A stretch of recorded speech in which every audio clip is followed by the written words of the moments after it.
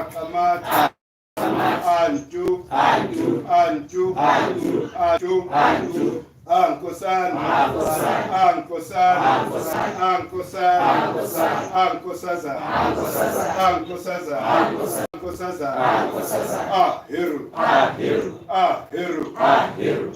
Heru. Asimemeni. Abalandeli baka Heru bayaziveza endumbeni yabo. Iminyango yendlu engcwele ivuliwe. Ngivusela emehlweni amabili. Uma uvela. Vuleka sibhakabhaka. Vuleka mhlaba. Vuleka masanga sempumalanga. Nawasentshonalanga. Vuleka mnyango nezinkanyezi. Zomkhathizwe. Vulekani masango endawo lapho. Kungena khona ukufa. Vulekani zinqaba. Zangenhla. Nasezansi kwekhemu. Vuleka ndlela kamvelincane. Vulela ukhozi lwegolide. Olundizela emsamo walo. Vulekani minyango emibili. Yelanga nobusuku. Vulelani abakhaphi bendodana kamvelincane. Abalandela ngemuva kwakhe. Nkosazana.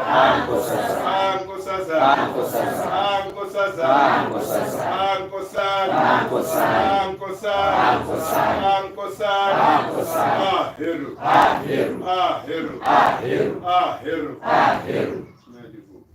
Ndodana yalo othulile. Inkosana yendlunkulu.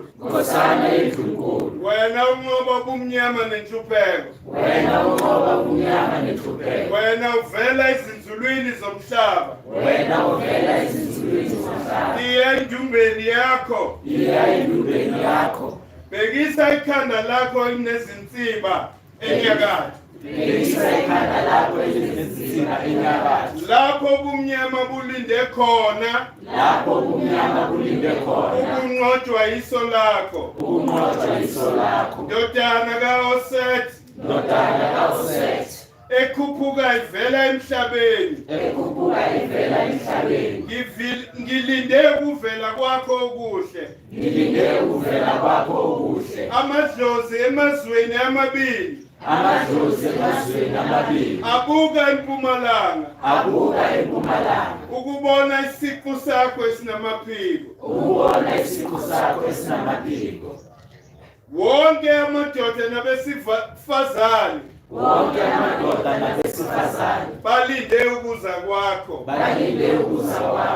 Izithunzi nabaphilayo bayakudumisa. Heru.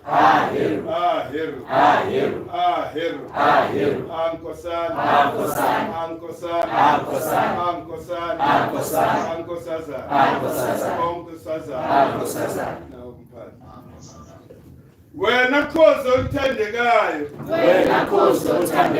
Oluqhamuka ezinzulwini zomhlaba. Nkosi yezikhukhula. Ngenze ngiphile. Ungumoya waseningizimu. uJehuthi ungomoya wasenyakatho. Wena umdala kunabo bonke. Iza endlini yakho engcwele. Wena umncane kunabo bonke. Iza eper asa lapho wazalelwa khona. Heru.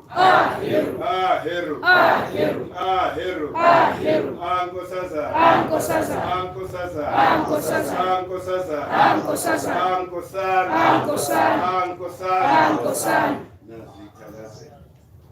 Heru ndodana kaBastet. Heru ndodana kaBastet. Heru wezulu laseningizimu. Heru wezulu laseningizimu. Heru mhlanganisi wamazwe amabili. Heru mhlanganisi wamazwe amabili. Heru nkosi yeminqamlezwe emibili. Heru nkosi yeminqamlezwe emibili. Heru olugolide wanqoba uSet. Heru olugolide wanqoba uSet. Heru ndodana kaNomkhubulwane. Heru ndodana kaNomkhubulwane. Heru wamehlo amabili inyanga nelanga. Heru wamehlo amabili inyanga nelanga. Ntandokazi kaHeru. Ntandokazi kaHeru. Heru othulile. Heru othulile. Ngane ebusisekile. Ngane ebusisekile. Heru omkhulu. Heru omkhulu. Ndodana. Ndodana. Ndlalifa kaShu. Ndlalifa kaShu. Heru ndodana kaMvelinqane. Heru ndodana kaMvelinqane. Heru olukhozi. Heru olukhozi. Heru nkosi yezulu. Heru nkosi yezulu. Heru ndodana kaOset. Heru ndodana kaOset. Heru ndodana kaAsa. Heru ndodana kaAsa. Heru. Heru. Heru. Heru. Heru. Heru. Ankosana. Ankosana. Ankosana. Ankosana. Ankosana. Ankosana. Ankosana. Ankosana. Ankosaza. Ankosaza. Ankosaza. Ankosaza. Ankosaza. Ankosaza. Amthethokazi. Amthethokazi. Amthethokazi. Amthethokazi. Amthethokazi. Amthethokazi.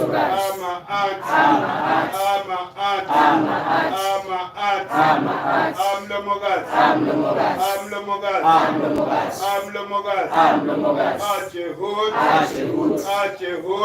Ajehud. Ajehud. Ajehud. Ashu. Ashu. Ashu. Ashu. Atefnut. Atefnut. Atefnut. Atefnut. Anut. Anut. Anut. Anut. Ageb. Ageb. Ageb. Ageb. Aasa. Aasa. Aasa. Aasa. Aoset. Aoset. Aoset. Aoset. Aset. Aset. Aset. Aset. Aneptet. Aneptet. Aneptet. Aneptet. Aanpu. Aanpu. Aanpu. Aanpu. Asechmet. Asechmet. Asechmet. Asechmet. Amshab. Amshab. Amshab. Amshab. Alifat. Alifat. Alifat. Alifat. Heteru. Heteru. Heteru. Heteru. Heru. Heru. Heru. Heru. Heru. Heru.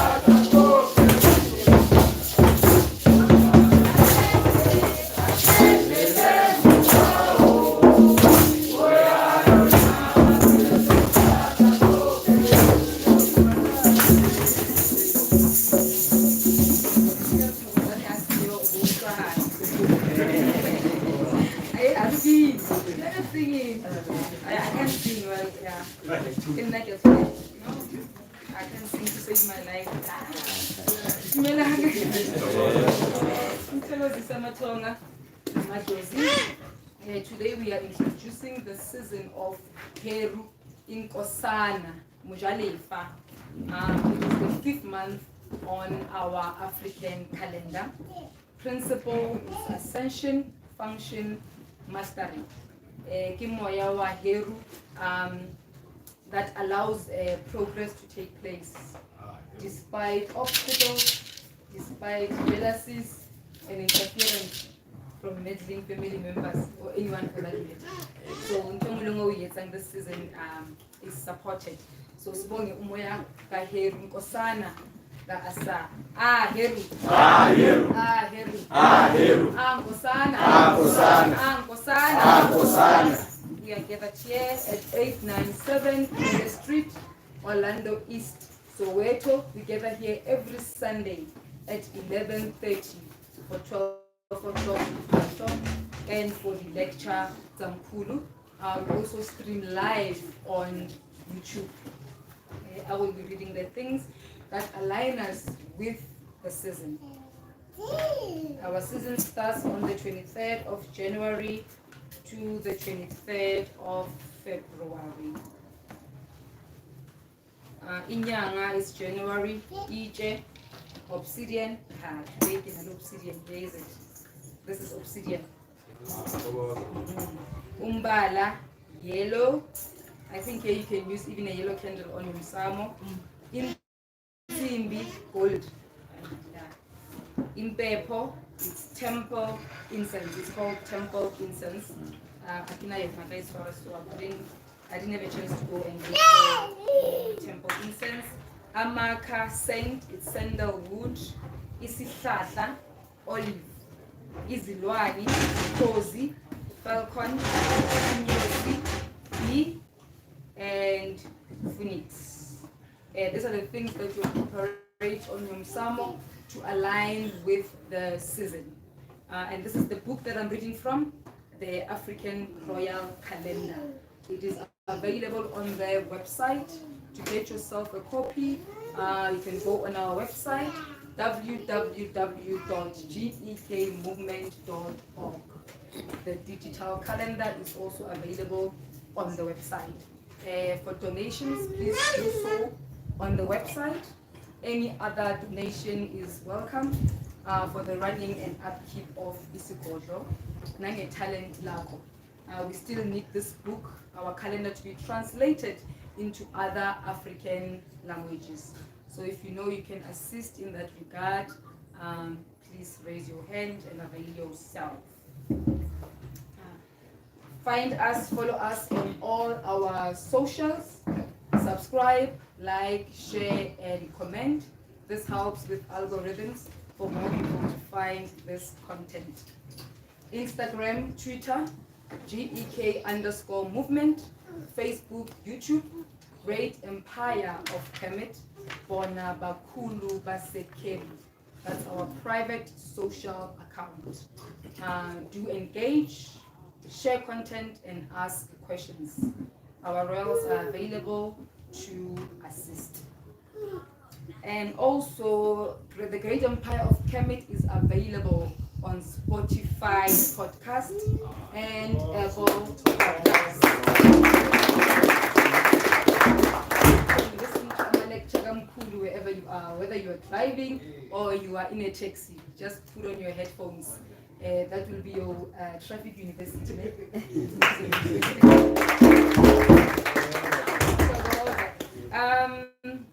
On Wednesdays, we give platform to Black-owned businesses to advertise. And for that, email info@gekmovement.org. On our market today, like every other Sunday, we do have a market. For marketing today, Renale Booksman, any book you want, they will find it and deliver it to you. Renale Memgomezulu with Matori Herbal Products, the picture frame angs. Where's the picture frame angs? Yeah, we need a sample so that you can see what we are talking about.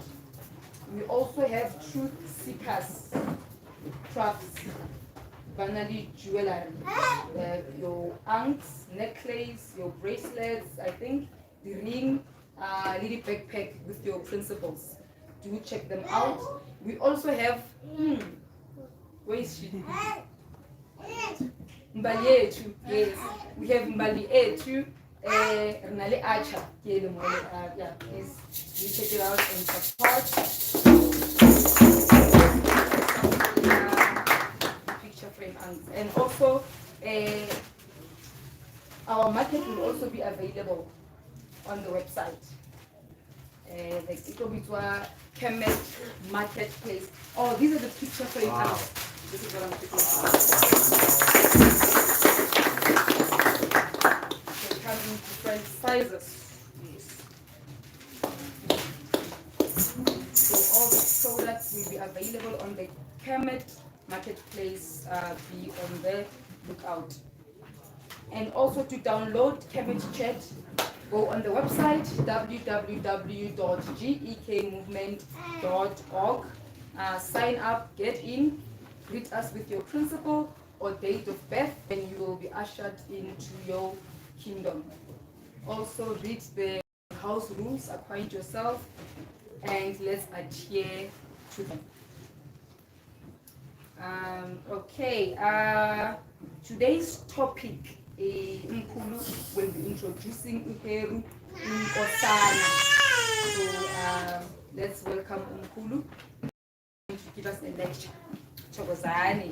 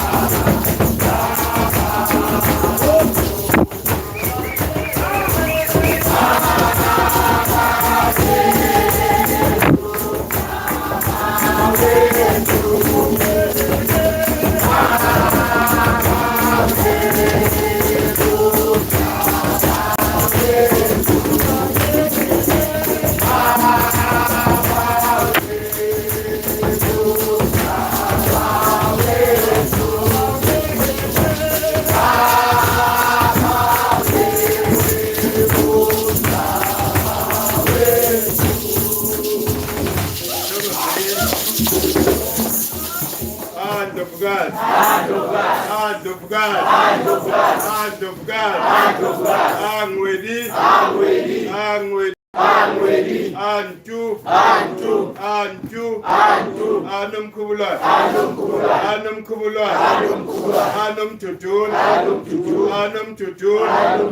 anumzamo, azinzisa, alole, avusa amazulu, ayimotep.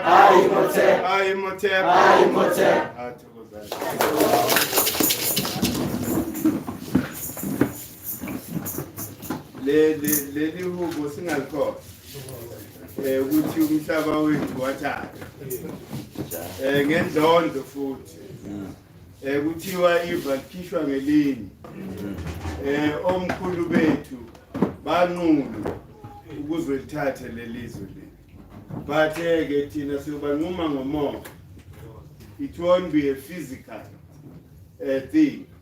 Bayoshaywa izinto nje la entanyeni. Bangazi ukuthi bashaywa yini. Ngani baphethwe yilo moya. Hayi namhlanje siyabonga sithi Inkosana.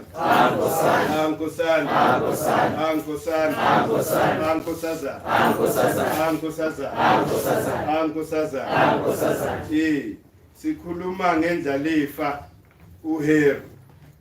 uHeru mesikhumbula ukuthi uzelwe kahle kule season esiphuma kuyo kamvikelikazi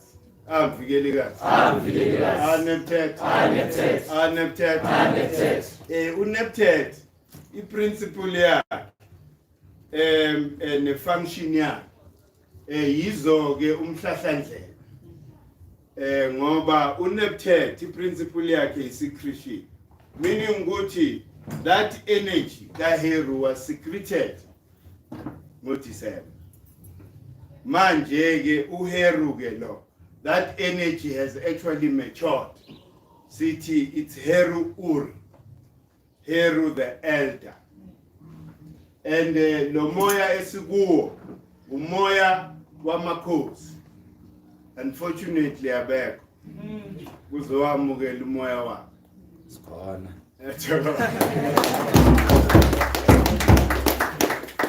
Siqale ngophawu kaHeru. Ukhozi olumaphiko. Ukhozi kuthiwa lidizela phezulu. Flies the highest. And it's faster in terms of speed. And more interestingly, it attacks with precision. Ingaba le phezulu ibona ifishi lemanzini. Ithathe le fish ingathowelwa amanzi. Isuke lapho idry njalo. That is the Heru. The metaphor for what happens in the environment ngesikhathi sikaHeru. So uHeru yi-representative yelanga. Uma ubona wonke amakhosi aseKemu ebeyibiza ukuthi bangabalandeli bakaHeru, kusuke kukhulunywa ngelanga. Asikhothameli ukhozi falcon. Kepha ukhozi, it's a symbol. Remember we were in besingekho kulento yani logic. We're in the symbolic thinking. So our symbols represented certain principles. Ukuthi mawubona ifalcon, you then understand ukuthi ama attributes efalcon ilanga. Therefore, okhokho bathi this is a perfect representative kamvelinqangi yelanga. It's all about the sun. And remember ukuthi uHeru represents nitrogen, which is a byproduct of hydrogen. Angithi hydrogen ayihlali emhlabeni, it dissipates. So mayingena onto the earth atmosphere, it transforms into nitrogen. So manje ke it's the same thing ingakho kuthiwa uHeru indodana kaAsa. uHeru uvuse uAsa. U-Asa ngithi ubulawe uSet. Kuchazwa ke leso senzo se-entry into earth ukuthi it dissipates then izalwe kabusha as nitrogen. That is what it explains yonke that thing ka Heru no Set. Although when you look at the elements chemically kuthiwa metaphorically bathi ke u-Anpu indodana ka Asa no Neptune. It means ukuthi uSet bamgcokise ijazi kahle kahle ngoba uNeptune ulale no-Asa when u-Asa was intoxicated, then walala no-Neptune waphuma bani u-Anpu. So bani ba but uSet akakwazi uthi methola lokho ke wasethi war Anpu.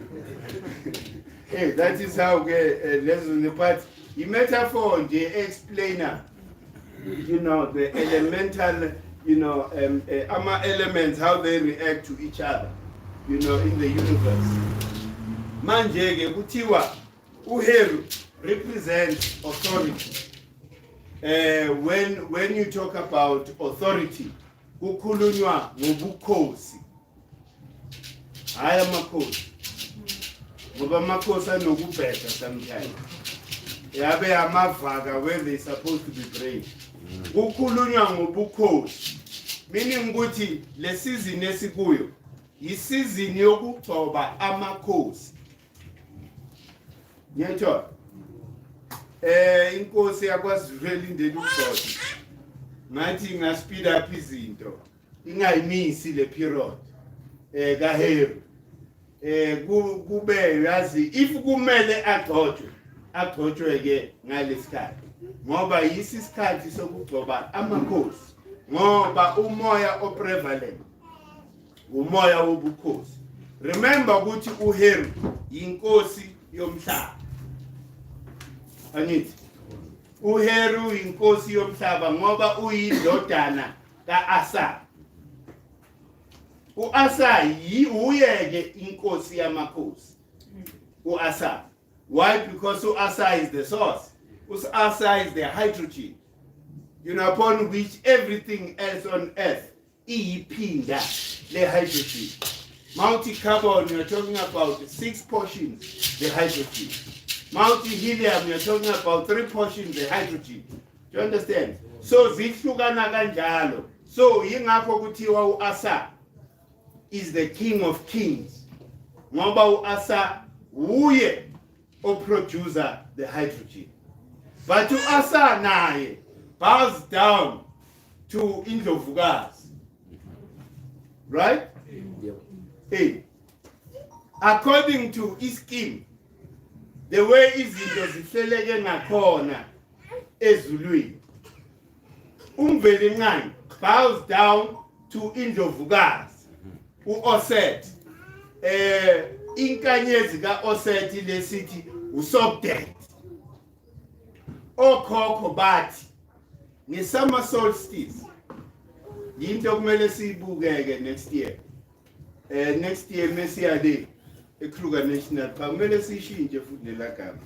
Ngeke silokho siya lapha elokhu ibizwa iKruger National Park. Kumele sithole indawo yakhona, sithole amakhosi akhona, sitshele the original name. Kuthi kula siyakhona ke la kunesiphambano khona kuseKruger National Park. Kuthiwa on that day, on the day of the summer solstice, indonsa lenkanyezi okuthiwa indonsa, the Sirius star, appears first in the morning. Idonsa ilanga, then ilanga follows, then bese kuba naleyo alignment between iSirius ilanga nomhlaba wethu. It makes that alignment on that day. You understand? So that represents also the stellar new year, because ulentuza uSobdet uSirius star represent uyindlovukazi yaley'tars abazibiza ukuthi ama-deacons. That's why la emasontweni kunama-deacon. Taken from the original. Kuthiwa okhokho bathi, there is nothing on earth eyenzakalayo without the influence later, the deacons.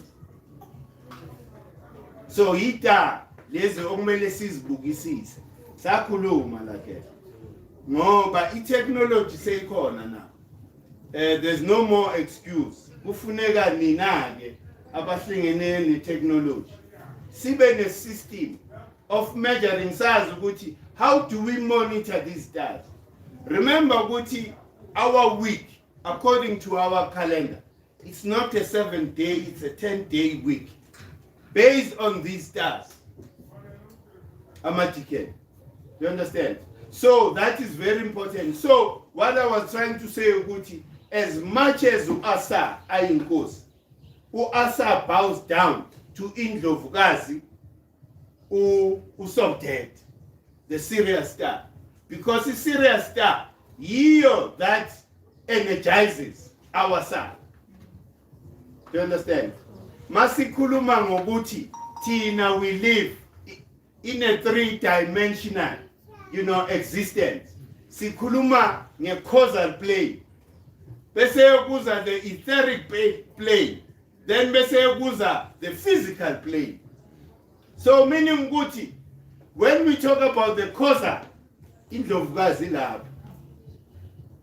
Yingakho okhokho bebehlonipha mama. Because of that, action.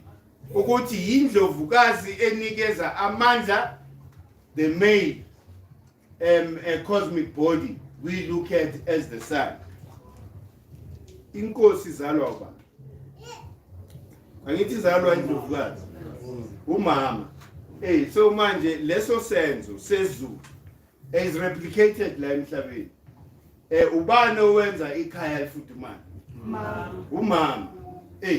And manje ke, let's say uhleli. Kungena umuntu ungambhekanga ubhekele. But angithi uzozwa. Isithunzi sakho sizokutshela ukuthi khona umuntu. Ibuyaphi lo information? It's from the causal plane. Yiyo legadile. Yiyo le wena that you are eternally, as long as you are alive, you are eternally connected to that causal plane. Ibheke yonke into. Yiyo le ezothi mawuphuma la gate nithi no ungayi kwa right, ya ku right, ku left.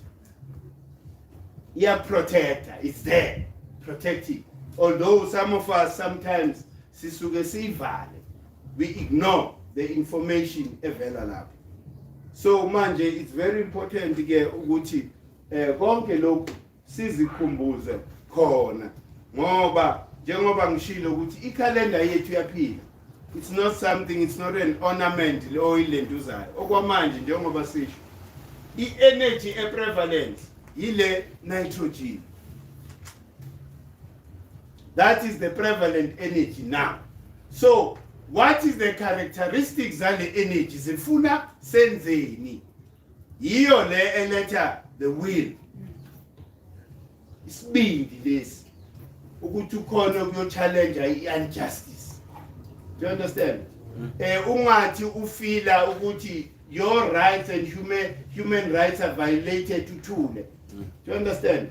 And the season esikuyo yiyo le eyenza ukuthi inkosi uma sikubiza ukuthi uyinkosi, you've got to be able ukuthi resolve the question of spirit and matter.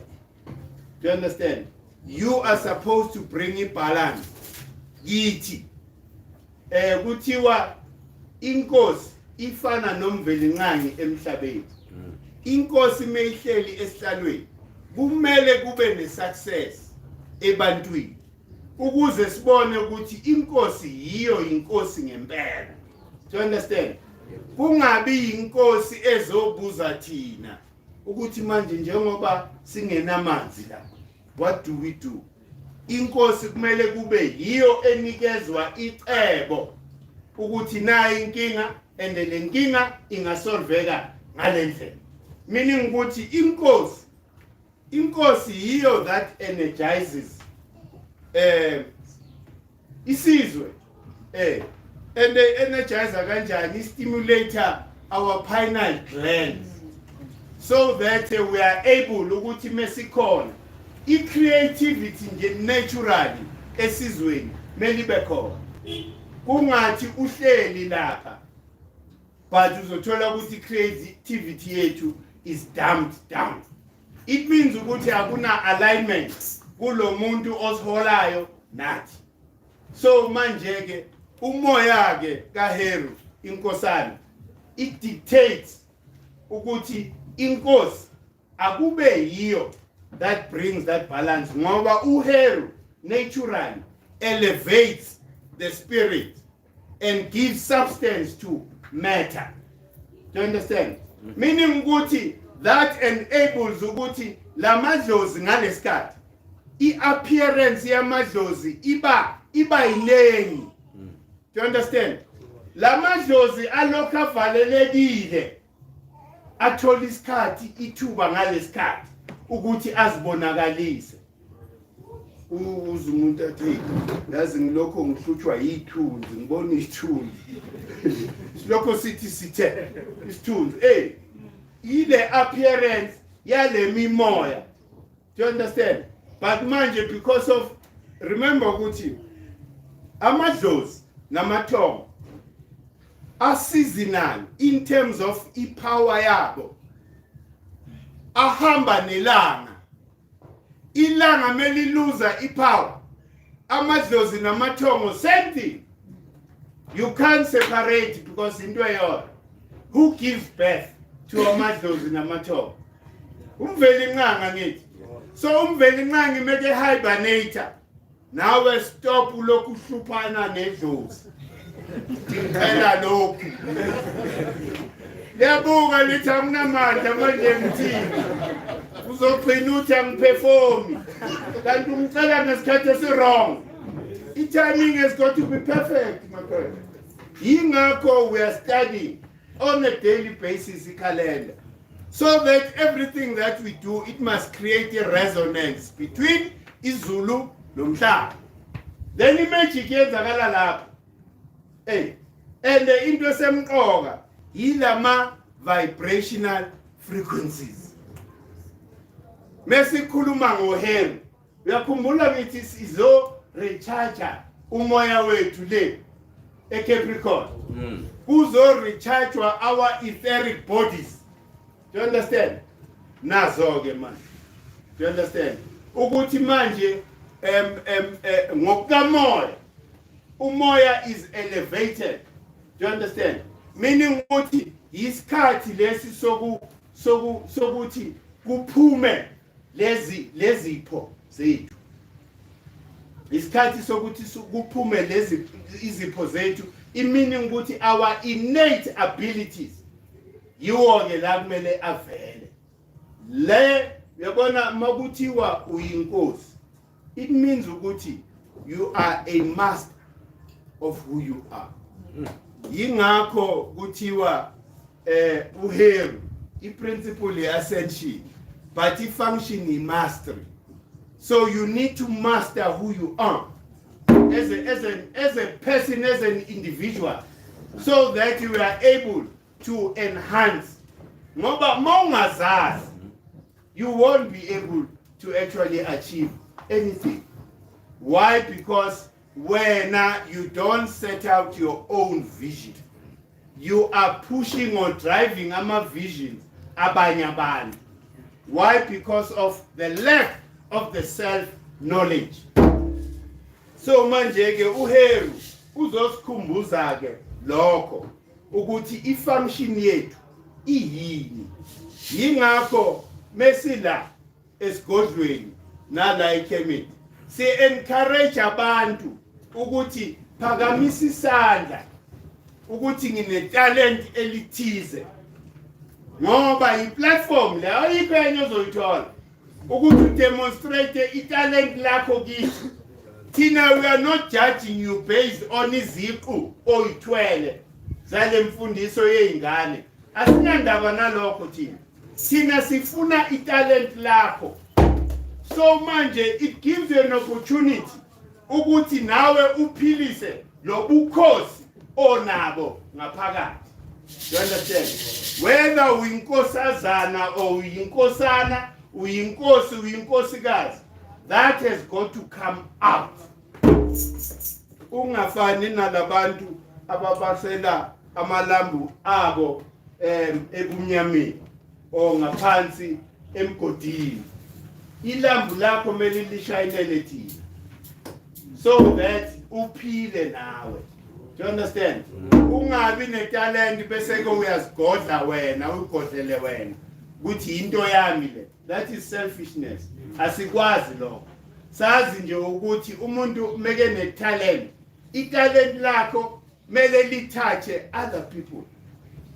In that way we are then able ukuthi uphilisa abantu ngoba esiphila ngayo le energy.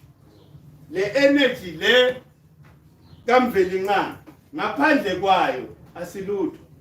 Do you understand? Siphiliswa yilama vibration. You know, the vibrational frequencies. Kuthiwa ayikho into that there's nothing that is stagnant on earth. Everything vibrates. Meaning ukuthi I can be able ukuthi nge-affect into without touching it. Just by understanding the vibrational frequency ya le laliji.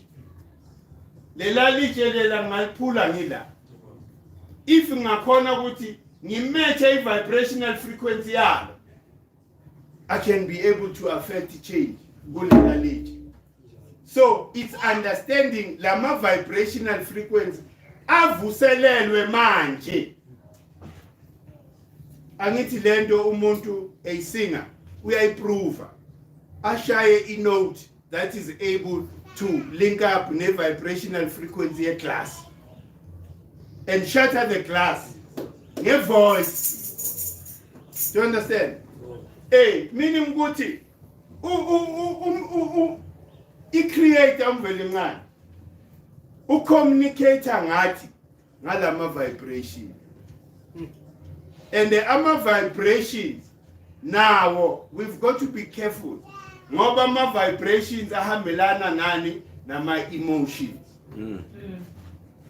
Uvuka ekseni, uvuka ucabanga something ekwatisayo. We are communicating to umvelinqana. You know, that hurt. And umvelinqana uzokubuyiseleni hurt back. Do you understand? You need to guard because that is the communication. Nyayizwa i-communication and i-agreement between your heart and what you say, then magic happens. Ngoba sometimes a city, doubt. Ivimba izinto from manifesting. Doubt. Remember kuthiwa okhokho bathi nothing is furthest away from you. Everything is within your reach. All you have to do is to master the frequency.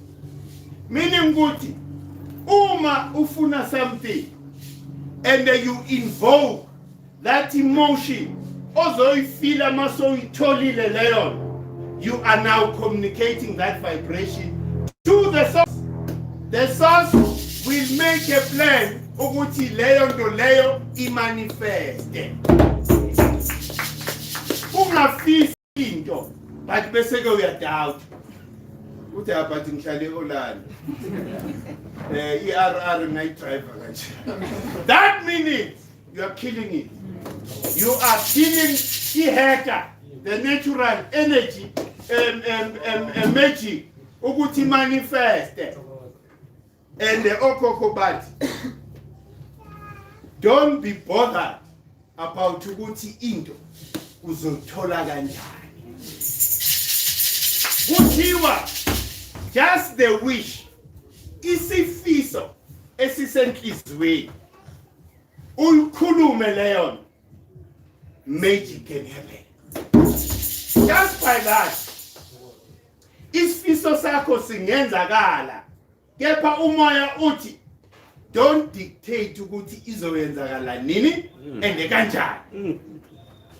Yifise lento uyikhulume uyele. Let umoya deal with the mechanics ukuthi izowenzakala kanjani. Asindaba yakho asi area yakho. When we now talking about manifesting, and why sikhuluma nge-manifestation, because these are the frequencies ezovuselelwa yi-nitrogen, uheru for us. Ukuthi sikhone ukuthi yingakho kuthiwa, you know, isizini ledlulile ngokuyisizini yama-offerings, isizini kaNeptune bowubonga. Do you understand? But manje sokuqale isizini yokuthi amakhosi, remember mokukhulunywa ngobukhosi kukhulunywa ngetalent lakho. Do you understand? And then uthi wena uqhumeke kanjani with the source. Angeke ubizwe nje inkosi ukuthi wena you are out of alignment with the source. And the lokho sizokubona ngani ngezenzo zakho ukuthi no, uyabizwa inkosi kepha you are out of alignment. So now lama lentuza, these vibrational frequencies yiwo ke langa okumele siwamaster. I was saying the other day ngikhuluma nomshana sisebenza ngithi the second level now, once we've achieved unity, black unity, now we need to work on the science of ama frequencies akhona, because ipower ilapha. Do you understand? Uma ukhona ukwazi ukuthi oh ifrequency yalento engiyifuna yile. That is why ngithola ukuthi sometimes uyayifisa into bese ke iya manifest, bese ke wena uyazibuza ukuthi onje bengifila njani when that thing happened, because you need to repeat the same thing. You need to invoke the very same emotion ukuthi kwenzakale manifestation again. Do you understand? So that is very, very, very important ukuthi si understand ama frequencies akhona naturally, because all Coco were masters in those frequencies. As an example, abelungu use a symbol yalenyanga or the season, but it's a lion. Do you understand? Why by this lion? Because a lion is the king of the land. You understand? It means bona ba associator yonke into noku manifesti. Manje okhokho bayuze ukhozi. The falcon is the symbol of this season. Uheru. Why? Because okhokho believe more in the spirit. Do you understand? So manje sikhula nathi sazi, but no, amalio, wonke amalio, those are symbols of a lion. Abantu abathanda attention, they like control. They just love the stage, and they just love the attention. So mele siba understanding ngalezo indlela. Do you understand? But manje abelungu yingakho kumele siswape what they told us. Mele siswape with what okhokho bethu, you know, told us. Ngoba akuhambelani. When you look at the lion, you look at the falcon. You know, these are two different things. Even in terms of izenzo, zihlukile. Do you understand? So manje mele understand ngoba okhokho bethu the reason why they use the falcon, even as a symbol of the nation, is because sikholelwa umvelingane, the one creator. Understand? Yonke into esiyenzayo is to create a harmony with this creator. Asenze izinto, why? Because we want to dominate. Remember ukuthi everything that dominates umhlaba isuka le phezulu. Yonke imimoya evundisa ephilisa izinto emhlabeni is from uNuthi. So history akuyona inyama. Inyama follows the action of the spirit. So yinto kumele si understand leyo ukuthi ifocus yethu and our philosophy has got to be grounded by umoya and nothing else. Because when you are grounded by umoya and you use symbolic thinking to actually disseminate some of these symbols so that they make sense to you. Remember ukuthi okhokho bathi ungezwa bathi. You need to experience lento yourself. Hey, ngafiki futhi ngangivumeli. The day ngithi no mina ngine solution for nina. Nazi ukuthi hayi Mkhulu seke kwenye level. Nami nginenkinga zami. I need to sort out ama frequencies ami. Ngendlela yami. All that we do sonke la ukukhomba indlela. Njengoba sikhuluma about the frequencies, please make sure you study the frequencies because imagic yenzakala lapho. And the ama frequencies la abo Wi-Fi whatever. Huh? Alanga phakathi kwena. Akithi you have an emotion ye anger. You have an emotion of joy. You have an emotion of all these things. Those are the frequencies, man. Hey, ukuzame ukuthi uinvoke emotion yempela. Mama ikhalisa ukhale. Ukhale. Hey, because at that time you are creating. You understand? You are depositing subconscious mind so that the subconscious mind returns the very same thing or depositile way. You understand? If uzohlala the whole day, remember ukuthi bayibiza lento labelungu bayibiza ukuthi it's pegging. Ukuthi an idea it will never manifest without an intense emotion attached to that idea. You understand? And the emotion that is supposed to be positive. You remember ngathi bonga before into ize ifika. And kulowo mbongo wenzayo you are also invoking these emotions. The communication yezulu leyo. Uthi why umuntu ohlala njamungu kuba nzima ukuthi izinto zakhe iphumelele. Why? Because you create amaqhubu la ngaphakathi. Akana free flow. Do you understand? The key yayo yonke into in terms of manifestation. Free flow. Free flow. And the enye into ne patience.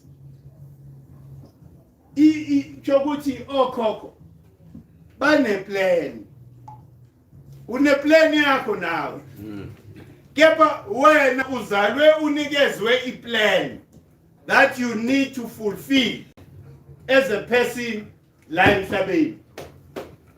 So manje you need to be patient. Yingakho ngithi thina asenze izinto ngenkani.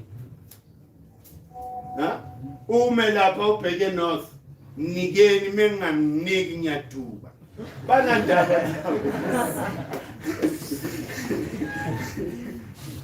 into siyenzayo thina siya lapha mesiphahla. Remember makhehla njalo mesiphahla amakhehla afili lento esifila ngaphakathi. umphato wethu mesiubhekise ekutheni we need to be truly liberated. Sifuna le nkululeko, sifuna le black unity. Amakhetha yezwa. There's no need to look about into a name, story name. Hey, because remember, Guti, let me moya si pasai. Imi moya that have created you. So they know everything about you. Without even you talking. Kona principle la besikhuluma la siphatha kule nyanga yunamasizini adlulile. Ithi ngenze ngikhulume ngaphandle kokuthi ngiphimisele. You understand? Meaning ukuthi yila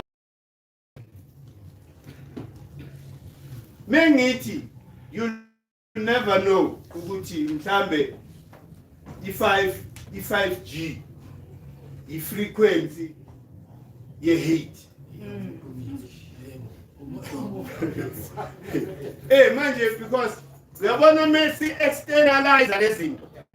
As if lezinto lezi, these are things that are out there. They are not within us. We've got to understand them. Ukuthi oh, mengifila happy. Ngistimulator yipi. I-principle. When I'm angry, Setho Sekhmet there. Do you understand?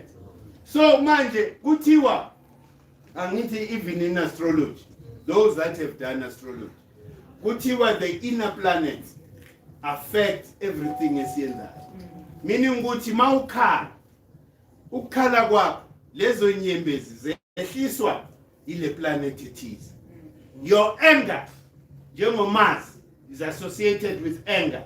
Your anger is from that planet. Uthando lakho is from Venus. Do you understand? The anytime you feel uthando, usuke udonsa umoya kabani ka Venus. Do you understand? But manje sesiyibuyisa manje la eKemet.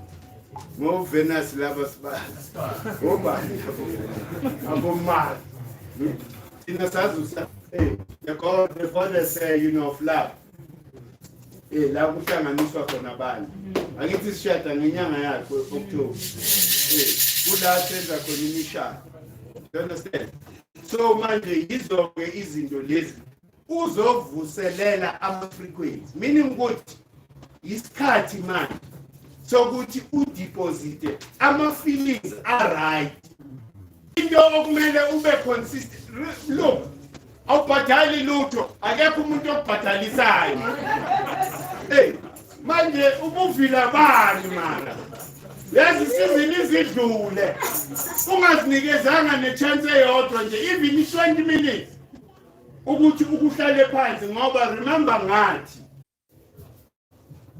ubuvila kufuneki ngoba bangakhoni uku experience le magic. Tina siphila nge-magic on a daily basis. Understand? Hey, even our sustenance, it's magic. Ngoba uzinikele kulo moya. Uma ufuna ngilambe moya, ngizolamba.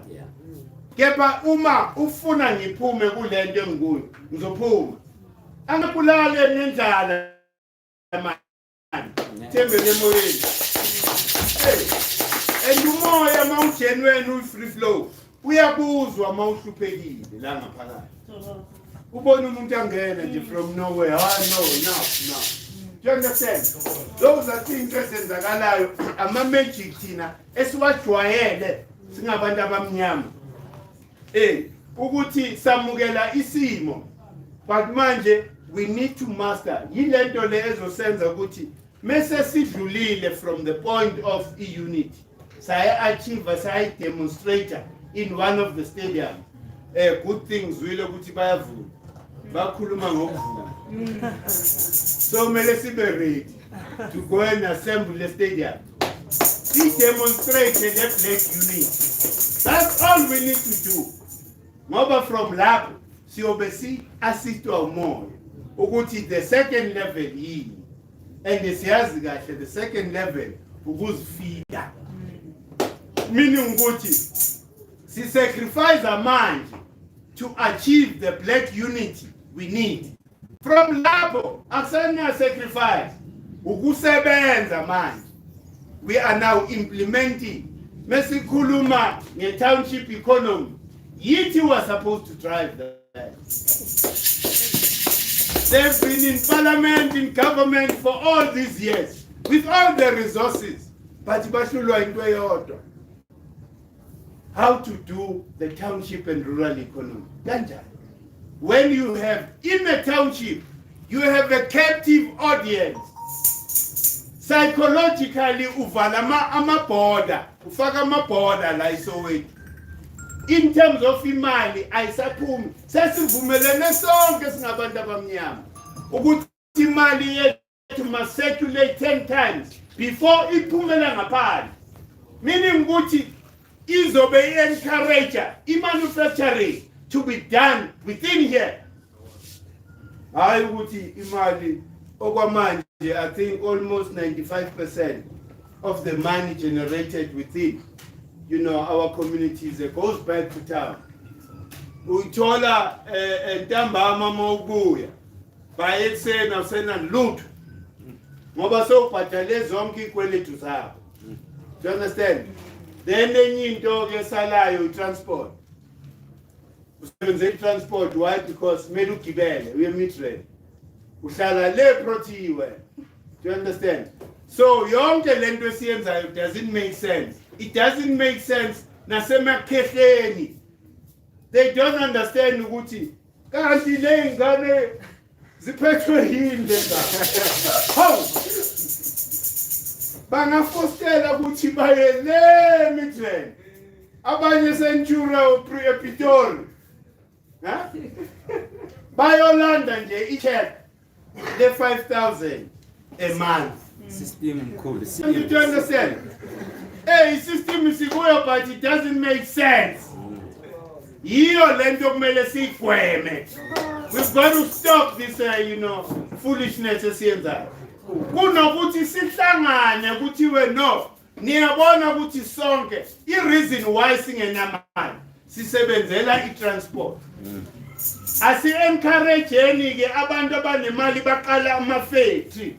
Because once uqala 1, 2, 3, wonke umuntu uzolandela. And ayikho lento ukuthi uzoba nomkhobolo. Ngithekini, there are more than 1 million products that we're supposed to replace the imanoption. So wonke umuntu une-opportunity. Hey, lento ukuthi hayi no mina mele ngidominate ngale product. Manengi ama-product. Omunye ubamba inyama, omunye ubamba chicken, omunye ubamba oil, omunye ubamba imbila. There are so many products that we need to replace.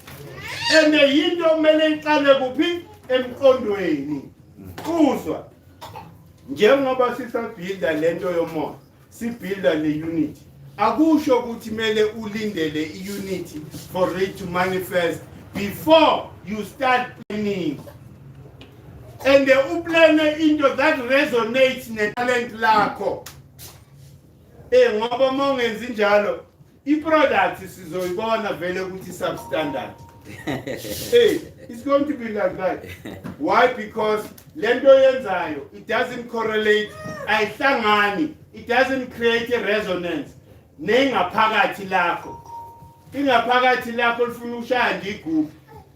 Wena uhamba uyosukela ugodo lapho uyalikhava ufunani lapho. Do you understand? So you need to understand ukuthi whatever product, it has got to be a product that is divinely inspired. Uhleli nje kufike isambulelo. Remember thina singabantu besambulelo. Abelungu basibulale umqondo ngokusitshela ukuthi you need to go to university for you to learn how to download. Tina sinabantu download. You understand? Hey, I don't need to go for 7 years.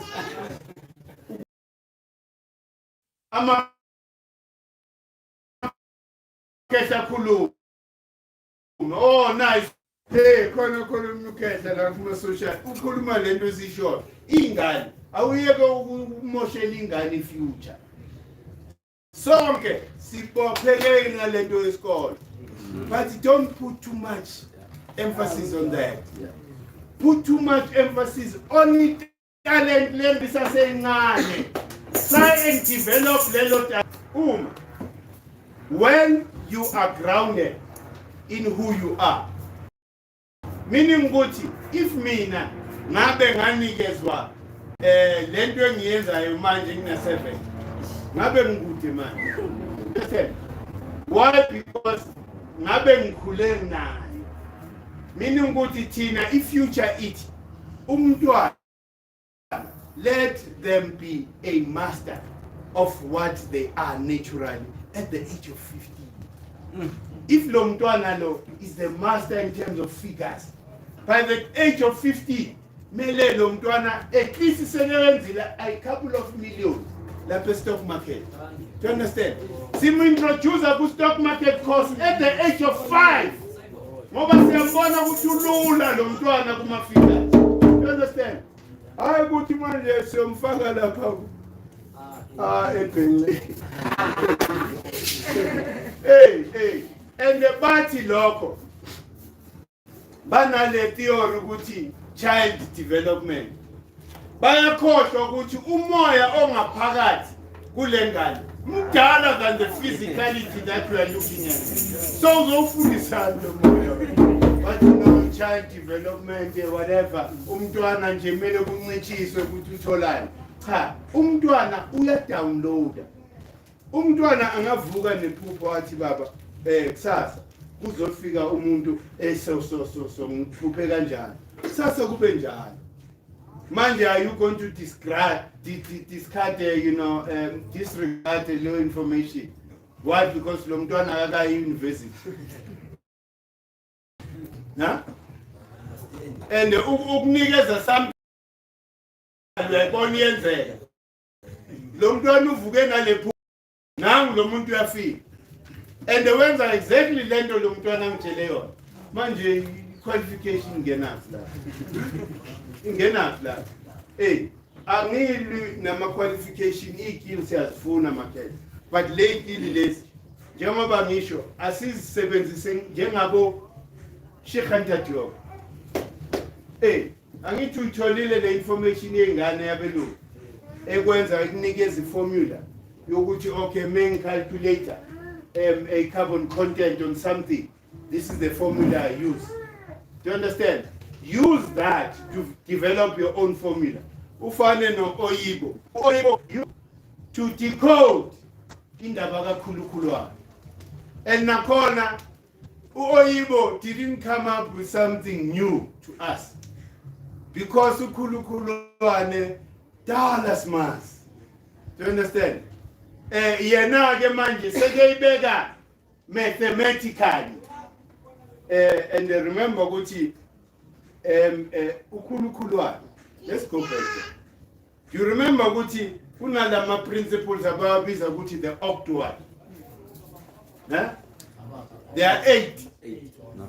Those are the principles zalapha in the waters of noon. Meaning ukuthi yizo ezingamandla behind uatom. The first principle amen. Kuze amenet. Ne? Z4 lapha kule imizi incwadi nifuna. Yes. Those 4 pairs. Do you understand? Those are the principles that are involved kukhulukhulwane. So it means ukuthi lento abalungu bathi in nothingness. There's no nothingness. There's eternity. Because that is eternity. Meaning ukuthi isopho leli engeke laphela emhlabeni. Yilo lesopho, the carbon soup that allows ilanga ukuthi lishine for 24/7. Ilanga ugazo ukuthi lifane esibombo.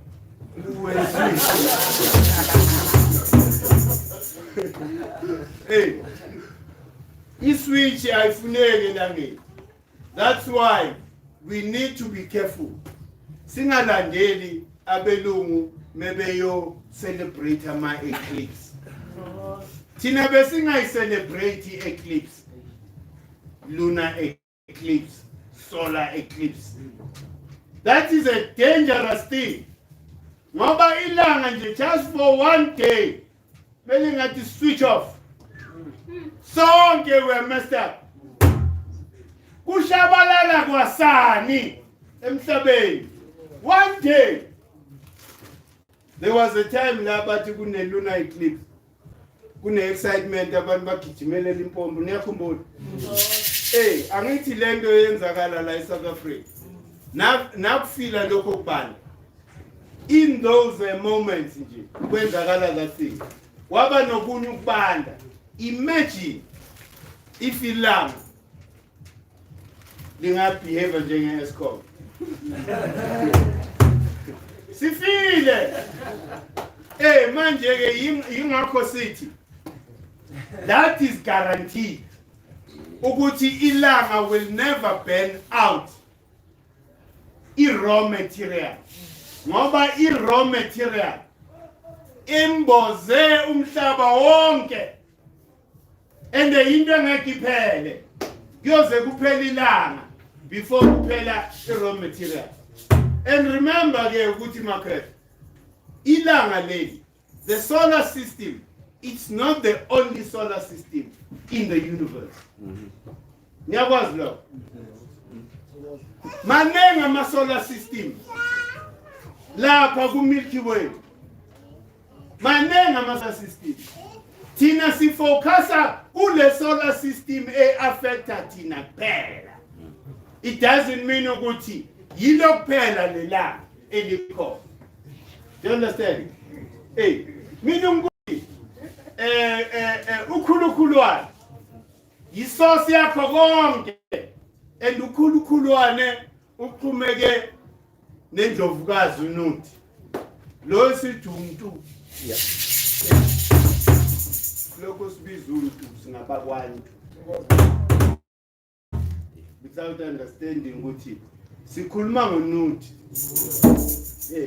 Ngoba mawukhuluma ngokhulukhulwane, it is that subconscious khona there are shokuthi infinity. Potential is there but not yet realized. Yingakho kuthiwa it's a state of stillness. I-differentiation yenzakala makuzamazama lamanzi azanyaziswa utha, the fashioner of material things. Utha. You understand Utha? Utha is the force. In these waters of abyss, the primeval waters, ukhulukhulwane kube nokuzamazama. That force eyenze ukuthi ubile njengedogo mawupheka idogo. Ukutha is the same thing nomvelincane. Ngoba ukutha kuthiwa created mode intaba la kuzohlala khona umvelincane preparing for creation manje. Niyangithola? Meaning ukuthi it's the same thing. It's just that ama stages. Do you understand? Ama stages in terms of nakhona is the vibrational frequency. So ukutha when it matches from ukhulukhulwane uwomiswa umoya ngithi dries up uba intatshana. Intatshana ulentuza ke atom uphutshuka nayo yohlala phezulu kwaba kakuthatha. Then creation happens. Everything then starts being created, by that time. So yiyo ke cosmology yethu okumele siyilandele. And nalento ukuthi in terms of inkanyezi or the serious star, yiso istar esisilandelayo. Okhokho bathi indoda. Ngesuthu bathi Ntosa. Hayi, Ntosa. manje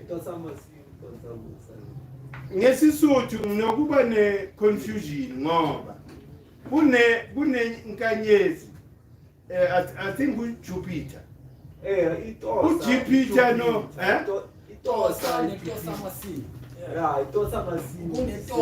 yeah uJupiter usobdele nimbi Tosa Masiu thokozani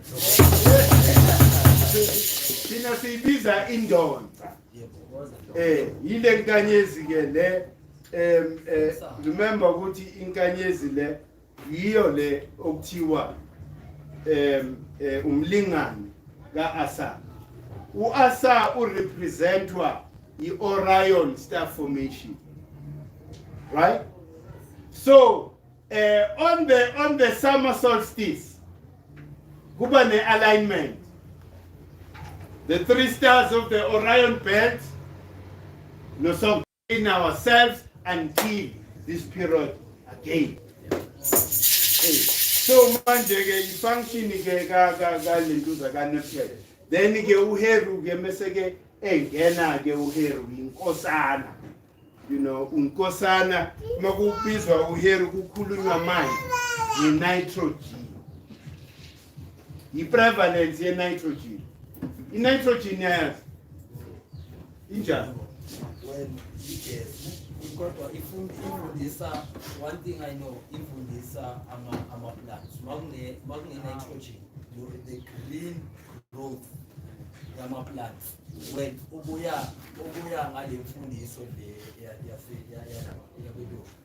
the green grants, the green growth yenziwa nitrogen. The chlorophyll. Yeah. The chlorophyll. Yes. When I buy chlorophyll, which is the green color. Yeah. The color. No, sure, okay. Right. Yeah. Yeah. Whenever you see a plant, if not the fruity. No. Just the plant itself, the chlorophyll. Ayithi sine melanin. Yebo. Thina sine melanin, plant sine chlorophyll. Chlorophyll iyo nitrogen. So nitrogen balobo bathi ba confuse about chlorophyll nitrogen.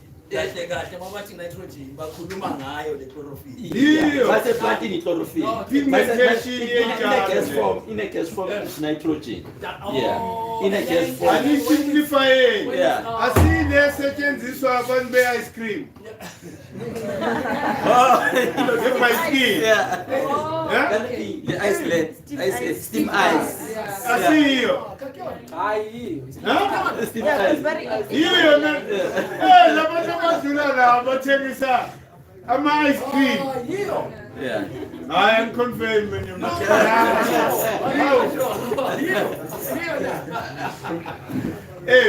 But into the crucial thing, ukuthi it has been confirmed. Ukuthi remember ukuthi sithe ihydrogen yiyo enikeza pigmentation melanin yethu isinikeza chlorophyll la. Yeah. But manje ilentuza hydrogen performer under the banner of nitrogen. Do you understand? Yeah. So ukhetha right. Yiyo lenikeza ama plants, you know, that are green, you know, color. Thina isinikeze angazi ke kukhona abantu abachajekile na. Mhlambe bo nemelanin but uzibona ngathi umnyama too much.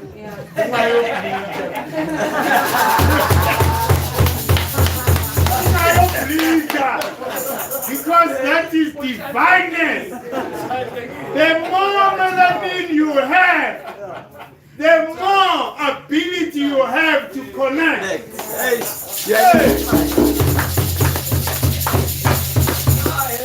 You are electrified. Heru. Umuzo vele umuntu complain. Ay ngumnyama. Ngumnyama no. Vele ngiyobona yini labantu beskinda. So uthi akhiphe le melanin la kimi. Gas. Nitrogen, all gases, they come in a gas form or liquid form you know, all forms of lama gases akhona, you know, inkungu vele. Inkungu ilento emboze umhlaba at this time. Remember ukuthi umehluko owenza yile distance between umhlaba nelanga. Do you understand? Yingakho uzothola ukuthi kunama energies are different. Okwamanje ilanga nomhlaba ziyaqhelelana ngesibesondelene. Seziyaqhelelana manje. Meaning ukuthi the journey has begun, a journey to the northern hemisphere. So manje ke the energy engene ngo December yiyo ke eprevalent. Yile nkungu. That is why izolo ngize ngamangala ukuthi phela bokubani izolo. It was very cold. And for lesikhathi it's unusual ukuthi kube njalo. So that is the science okumele si understand. Ngo Heru ukuthi uHeru uyini scientifically and biologically us affecta kanjani. Remember ngithe uHeru uvuselela our etheric bodies. Manje sinethuba lokuthi si create ama vibrational frequency ezinto esizidingayo. Meaning ukuthi la the heart has got to agree with the mouth and the head yonke, meaning ukuthi ungayeki doubt man. Hey, it doesn't cost you anything ukuthi uclaim ilentuza but imention eyakhe ngedesign yeKemet. Nobody can disturb you from that. Dream. And the uwazi ukuthi lezo zinto they are possible. They might happen, you know, after some time so costly now. Uthi hawu nayi lento le. Ngangilokho ngicela. Why? Because izulu linesikhathi sayo. Do you understand? So izinto zenzakala as long as wena ulentuza. Mina kunezinto umuntu mhlambe bengifisa ukummeeta. Ngise umfana. And the man will meet her later ngithi age. Kuningi umuntu ngifisa ukummeeta. Do you understand? It means ukuthi leso sifiso sami sa registerka. Do you understand? Lapha ku subconscious mind. Then the universe conspired and made it possible for that thing to happen. And ngoba izinto mezenzakala kanjalo zenzakala ngama-magic. Uthi usekhoneni lapha hawu nangu lo muntu. Njengelentuza an example ngangiyeDurban. Ngine meeting lapha eDurban. And lapha eDurban kumele ngiyopresenta kuZoom. Ngitsakhumbule boku project yami lapha office. Manje ngilong worried why because labantu laba kumele ngihlangane nabo eDurban they had been confirmed ukuthi bamtholile. Mina ngithi no thing yesiyobona khona mesihlukile sihlulekile. Ngithenga itikiti. Mengene eplane uhleli lawo.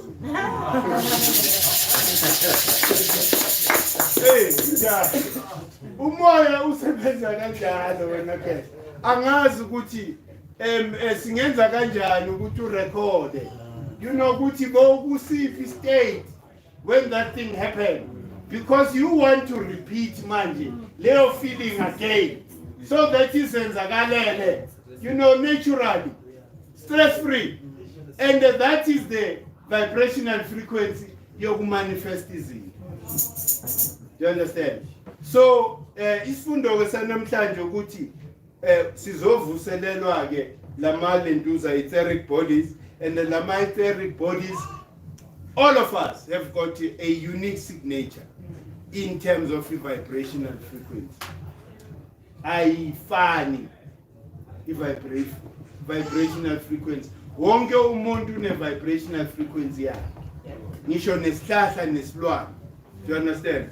Yingakho uzothola ukuthi everything is subject to a calendar, ama-cycles, ama-seasons. That is why uzothola ukuthi yonke isizini inesihlahla sayo. Do you understand? kuney'lwane that are associated nama-seasons athize.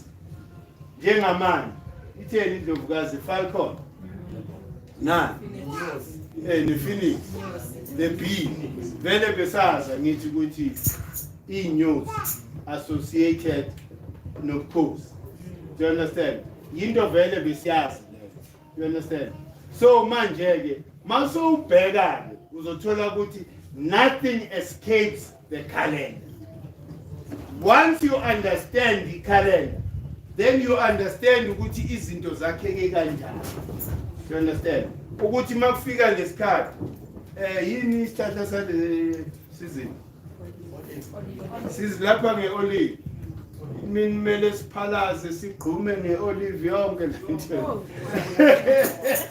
Hey, kumele sidle ama-olive yonke into.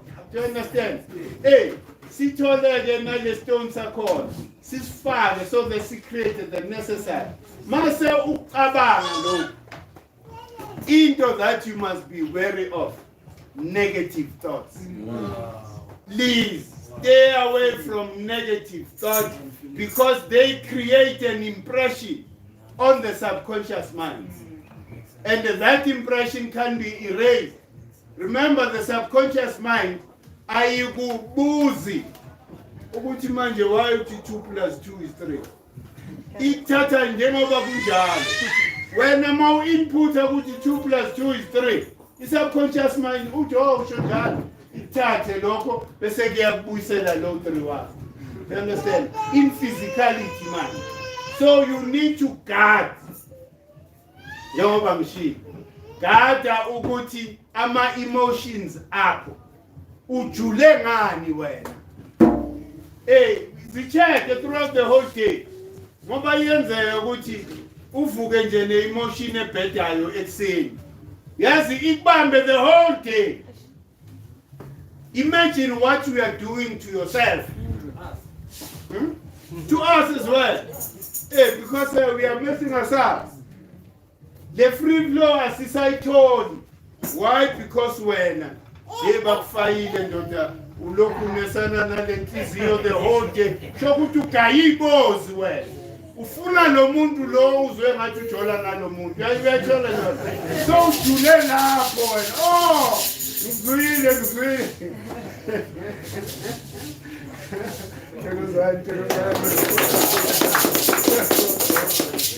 Siyabonga.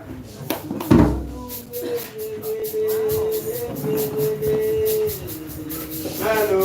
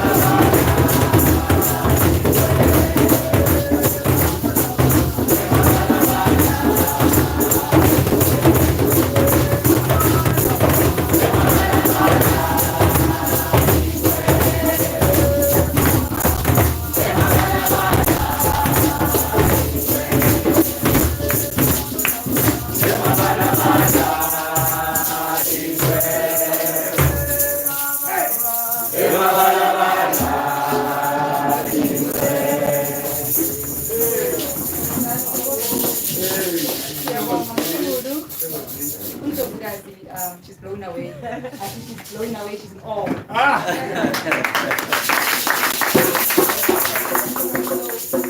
Mkhulu, we need to match the vibrational frequency as this is tonight. Sure. Hey, manifestation, eh? I'm a master manifester in Paki.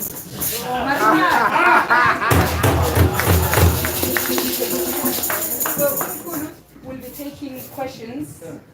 Renali cover for Hukhanta, so that we can eat together. So questions are open. Any questions for Mkhulu? Okay, Ngicela nje ukusuka kancane. Mkhulu uthe umntana uhlala 9 months esiswini sakamama wakhe to get all the 9 principles. So I want to know ngalaba the rules are all premature. Ukuthi bona mhlawumbe bahluke kanjani. Thola ukuthi mhlawumbe umntana uzalwa na 7 months from umama. Oh, okay. Umehluko uba khona biological. Abantwana abazalwe nge-premature. Phela remember ukuthi most of la mandla or the energy oyithola through in 9 months for completion, it doesn't mean ukuthi lawo ma energies lawo angeke umntwana awathole after. Do you understand?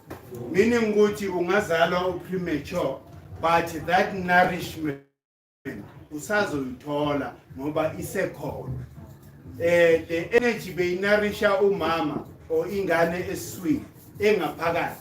I-advantage nje ukuthi uma lawo ma age amanifesta in the womb kuba nemehluko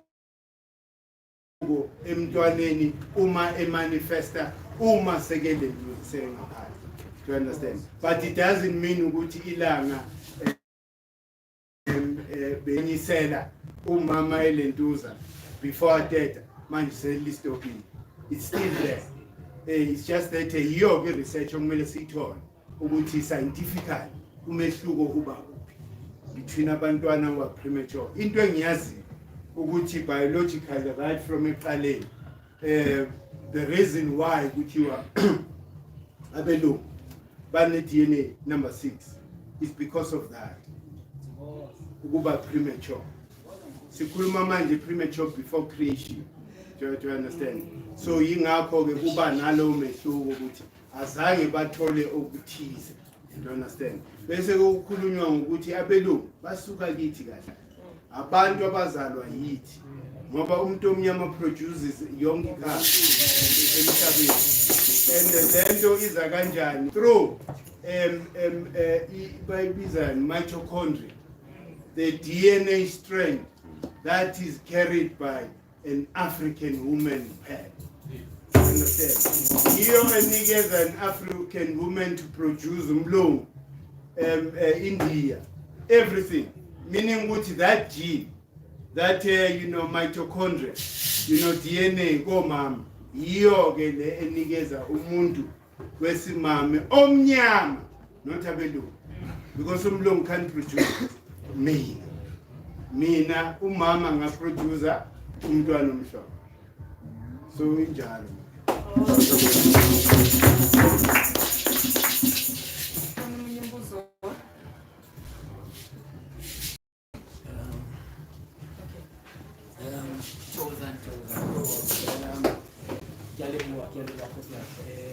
On a point to explain which just pick up this question.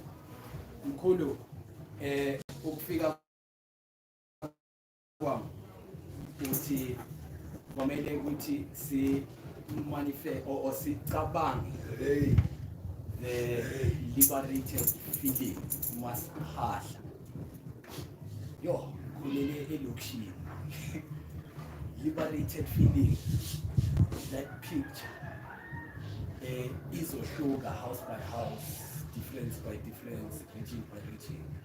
How do we see phahla sisonke on imagining and feeling a liberated feeling, a unity?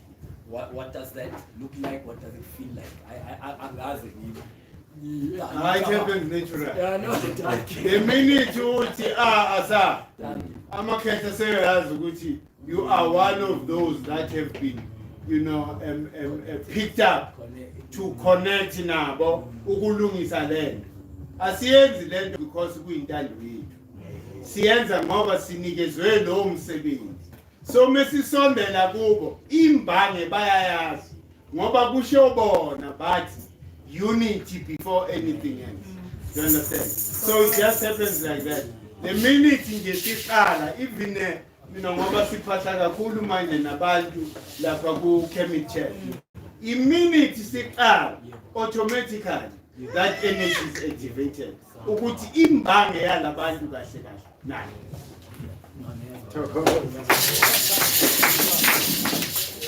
Another question? Stand up. Ngiyabonga Mkhulu. Thokozani. No, I just wanted to add and again get more clarity from you Mkhulu in terms of as above as below. So what I'm getting is that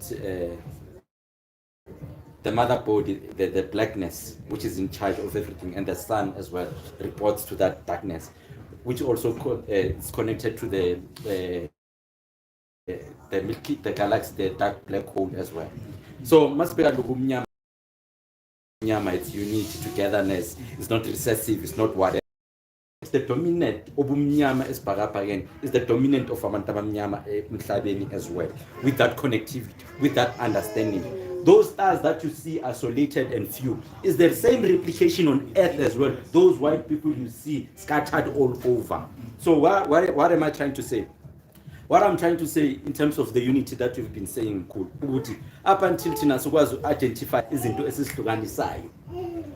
The minute to identify into ehlukanisayo, it is so that uzothola isolution ukuthi everything against ubumnyama, anything against ezobheka ubumnyama phansi, anything ezohlukanisa, anything nje ezosidiluta So those are the things that we need to make sure sizikhiphela ngaphandle. Why am I saying that? Why am I saying that? I'm saying that now, njengabantu abamnyama, with the current situation as colonize South Africa, whereby at the end of the day it looks like it's black on black. And when I say that, the minute you see black on black fighting each other, so what I want to say, Guti, with those that I feel ngathi thina sibangcono as South Africans to them, bona ba obobhuti bethu siyabathanda. But what I want to say, Guti, let them think ngalaba abawashile in their own countries abaselele lobo kuhlubephepheka lobo ababalekile bona. What are those people saying if those people should come back home? Are they gonna say ngibalekile nashiya la manje bayanxosha lapha beniyekhona sengibuyela ukuthi na, of which naleyo it's more division. But what I'm trying to say, Guti, let's get our houses in order. Let's give each other an opportunity like South Africa to be in order, so that nalaba bangaphandle bangafeel ngathi ngcono. The very same struggle that they're going through there, we are also going through nathi la. Into mele siyenze ukuthi simnyama sonke sihlangane sonke.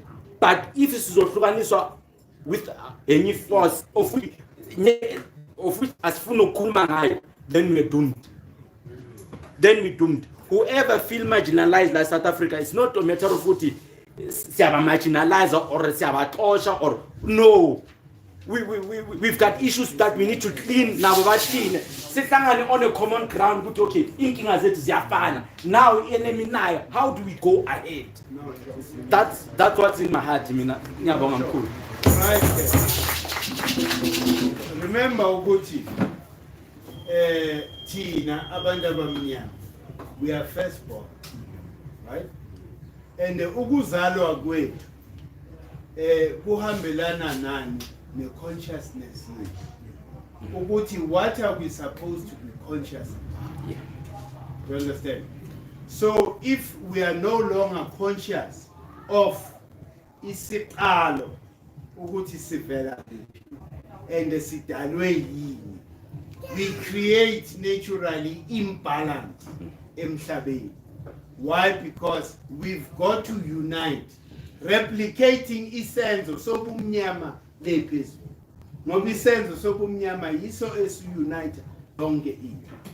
So manje ke when it comes to politics like South Africa, abelungu after 94 benze ngamabomu ukuthi they now attacking the government, but silently, by keeping black South Africans in poverty whilst they employ abantu bangaphandle. They knew that it will get to this level where black people fight amongst each other. There's no reason for us to be fighting amongst each other. It blame squarely who government. Nabelu, you know, white corporates. If government inomthetho othi I don't know whether it's 70% or 60% of all employment, a priority should be black South Africans. Not only black South Africans, but just South Africans. But abelu ne government, because manje if upright umlungu akunika imali ukuthi hayi umyekele kwilendo. Do you understand? That is why ikhulile the problem. Kungamelanga ize ivunyelwe ifike nala ikhona. Okokuqala kumele kube nomthetho that protects small businesses for indigenous people of that country. Mawuye Canada angeke own i-tuck shop eCanada ngoba that industry is reserved for the local people. So the very same thing is supposed to happen here. If government ithulile meyibona ukuthi Pakistani and everybody are taking over our by now starting only ipaza shop na yonke into ama-corner shop. That was not supposed to happen. You can't go to Zimbabwe and own a corner shop. Zimbabwe bakutshela ukuthi that is a domain of locals. Once you do that, usithatha nabantu bethu.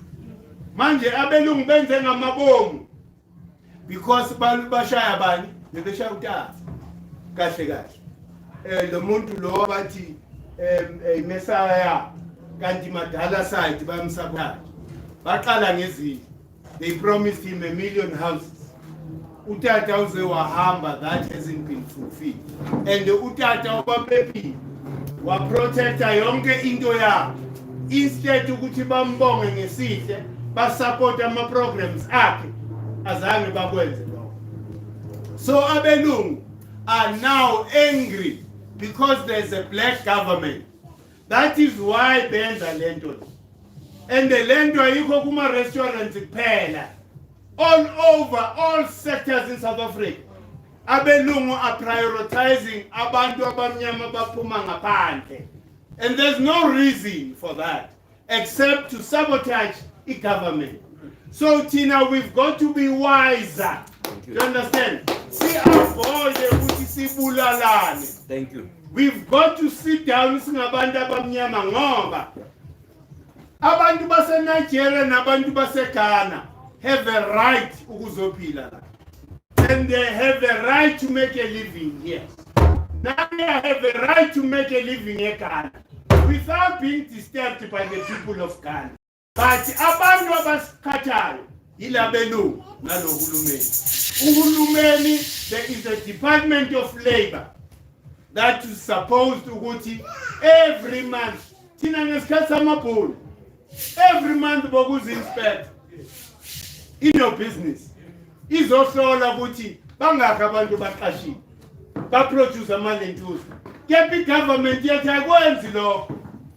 Why ingakwenzi? It means nabo they are part of ukuthi basithathe nabafowethu. We're never supposed to fall into that trap. No. Black on black violence in Africa ayifuneki. No. It must never happen.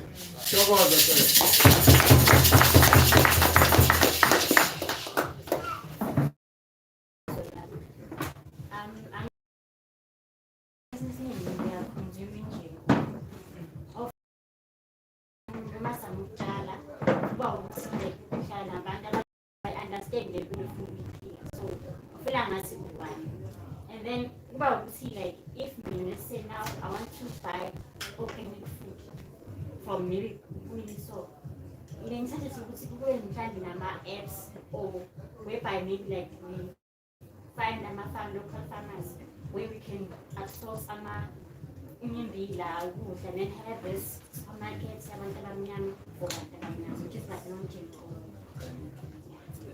Sure. No, local when of gas. You know, that is a sekhona leyo. Bakhona they are black farmers. Ababalekela lento yama GMO. Ukuthi nje uba identify they are all over. Ku internet bakhona. Mawungasosa nje ubone ukuthi kwenzani konje. Babizana there without GMO. Organic. Yes, black farmers who are doing organic farming.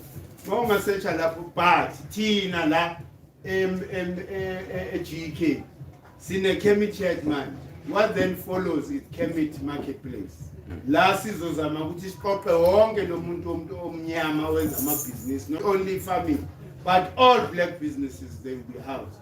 You know, okwamanje nje ukuthi silandele, you know, what is there on the internet in terms of farmers that are doing organic farming.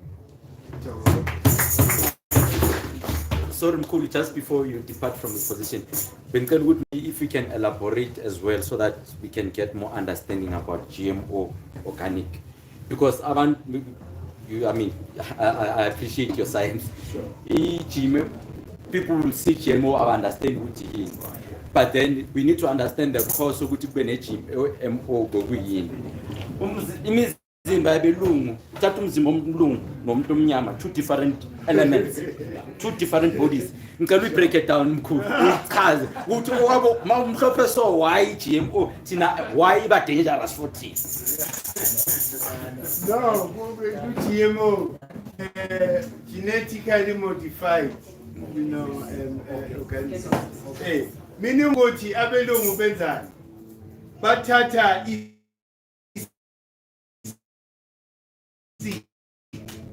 let's say in strength. Less strength mhlambe eyenza ukuthi umbili after some time mawungayenzeki lokhu bole or uyabona into ezinjalo.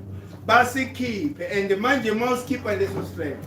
Awazi ukuthi silindi nazi eyenza ukuthi mawudla lo mbili uthole all the nutrients within you. Do you understand? So idanger yalokho ukuthi labantu laba ifana na indaba yabelungu. Ubathi in the beginning there was uYakub. Ube uye lo owahlanganisa labantu laba esabazala thina esithi amabili. Wabahlanganisa to a point ukuthi efuna ukubulala this strength, the black seed within to create a completely new people. Well, there is that story. Maybe I check out. We are cool. Farrakhan talks about that a lot. Original. Then there is the original, even before Yakub, the story of Enki. Enki was an Anunnaki god. Enki is the same story Ska Asa. No, Seth. Enki is the brother. Enli. You understand? So, Gutiwatina, we are test tube babies. According to Uzakariah Sitkin. Uzakariah Sitkin wrote a lot about the Anunnakis. The Anunnakis are the gods that landed from here, from the start. Do you understand? Yilabo lama gods, labantu kahle sithi amagods. Abantu who landed because uBaba credo uthi those were black people. You can't imagine from lapha ku carbon ufike la umhlophe. Do you understand? So it doesn't matter ukuthi balende basuka kuphi, okusalayo imbewu emnyama. Do you understand? So balende la bathi la basuka khona futhi bayibiza ukuthi the 12th planet. La basuka khona there was a lack of gold. Gold helped their environment. So manje bathumela ke abo endini. Ba protesta ukuthi thina sikhathele ukusebenza sigubhana negold. Kwase kuvela ke icebo ukuthi let us create the Nunu who is going to work in this gold mine for us. So is related, that is when we created. So create a very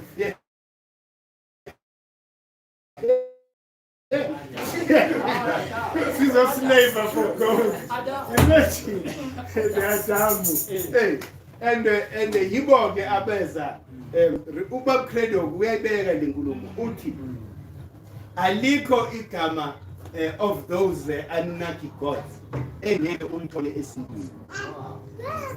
The female god lava, it was Unil Banga Kun.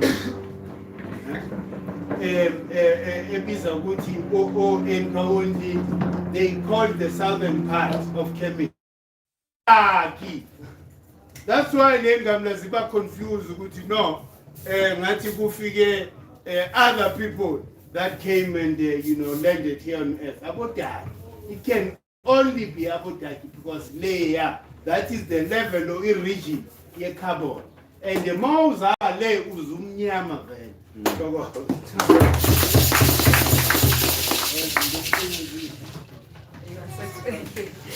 Any other question? Mkhulu ngifuna ukunderstand ama premature njengokuthi ezalwe nge7 months and then uthi amadlozi still asahamba naye until kula 9 months. So yeziphi energies as resonate ezezelwe nge7 months ilezi zalelanga azelwe ngayo or uzobala until leyanyanga ekumele ukuthi uvele ngayo. No, angithi. Oh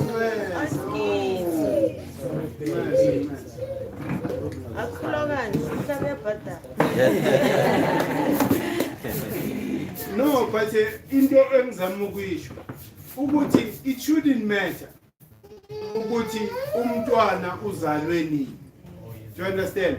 Ngoba banengi abantu nami ngiyabazi bakhona na ku family abantu who are premature. But in terms of health, yeah, they're perfect.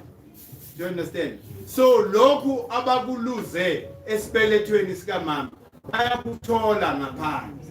Uyathola wena gogo. So that should be a worry because abantu abaningi baba naleyo nto lokuthi hey mhlambi ingane yami ayiphelelanga. There's nothing like that. As long as wena ukhona ukuthi wenze amasiko akhona. Like amasiko khona sekhaya they would know ukuthi ingane mayivele premature senzani. Uyayibona izinto ezinjani. Yizo-ke izinto kumele sizifunisise. But ukuthi sibe worried. I know even within my own family, baningi abantu abazalwe ba premature. And they are right, their life in Jaya continue like any other. Nature doesn't go every time to provide you. So but when to accept what's not given. No, sure. Yingakho ngithi lokhu remember ukuthi the energy they feed umntwana asasesiswini is the very same energy azoyithola ngaphandle. Ayishintshanga. Angazi noma uyaphelele.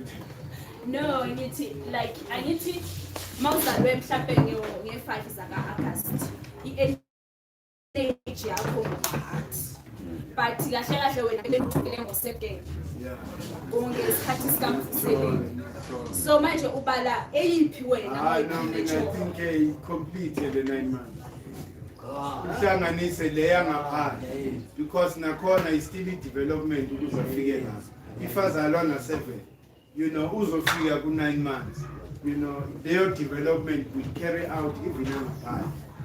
I think lapho kumele si extend wenakho.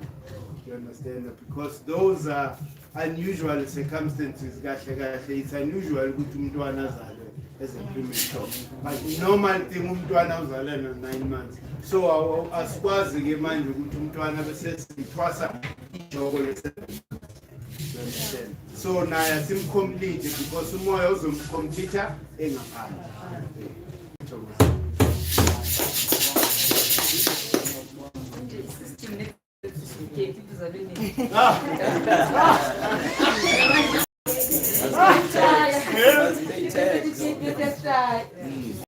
More, it's 7 months. I know.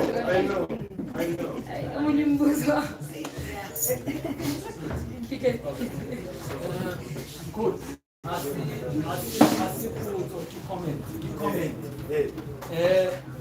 Comment ya divine kore hona le points to dihlaisitseng ko.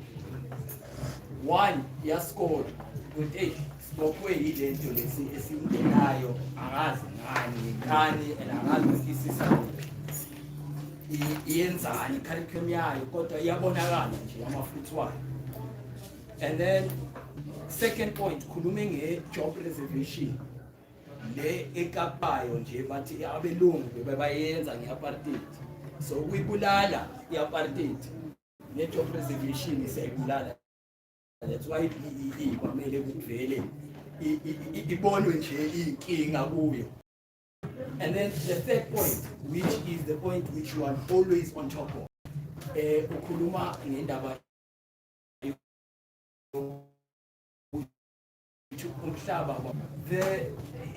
give me it's a very simple solution with these 3 points. School that specialize in real estate development. Yeah, understand. Now the real estate development it can't be Amatasken house and town planning the ways basics originally. Give me their setting points, like for example, I think we are people who plan for food so that it's not something which if our mali so I think we are people where trees ziba around planning yet. And these boxes as far as angazi ukuthi siyenzwani lapho, but these are simple. Give me it's here 3 points ologo uyazibeka kithi. And we can't be depending on government for our schooling. Even curriculum and ideas doesn't make sense. Now, property development, I mean, Midrand or Waterfall Estate, it was not there 10, 15 years ago. It was just land. And bayadlalisa and ukudlalisa lokho kwabo nathi sigcina sikhalela lento le ebayenzayo, which is not iyashota yengane. I don't care how sentient it is. Yengane because it's a concrete jungle sentient. So uveza lezi zinto Mkhulu, what do you say about bazothi innovating schooling? But I think it's going back to origin of who we actually are. Ngokwesibhayibheli bakhuluma ngokwe-Eden in khona lapho, but it's the other side and it's a different development ekumele ukuthi yenzeke. Masiya labo khaya Calender, Mkhulu Heru owakhile lapho bayibiza village, and it's not a village, it's a house, it's a household, it's a homestead. Yeah. It's God. And a lesser God belongs in a town, in a place, a pillar. Now it can't be Madama box now as for what reason? And see pillar box. So that's what's coming out. Oh, we are commented. Yeah. Ngendaba yesikolo ukuthi No, bengithi isikolo as it's structured and what they're doing thina sinikela ngabantwana bethu to the curriculum the government, the white corporate structure doesn't make sense. Sesibatrain abasasebancane ukuthi and go get yourself prepared to that system. So it's unplug is the first point. All that you have to do when just notice with Lomdwan passionating what's this child make like her mfake kulento ayithanda, encourage Lomdwan ukuthi ayenze leyo nto. That's the first thing, because they can never be avoided. You know, avoid create a war by not realizing i-role yakho as a parent. If you keep lo mntwana kule system, yini okumele ngiyidevelop. There's nothing else but i-talent lalo mntwana. If you can focus on that, then uzobe wenzile umsebenzi wakho as a parent. Ngoba remember ukuthi thina sifundiswa i-nature. In-nature teaches us. In-nature yiyo esenza ukuthi siphuphe, yiyo esenza ukuthi sibe nama just ihanje nje ukuthi hey man, you know, ngathi ngafonela lo muntu, and uma umfonela lo muntu akutshela ukuthi hey wenze kahle ufone because of this and this. It means umamele umoya, unendlebe kamoya, uneso likamoya.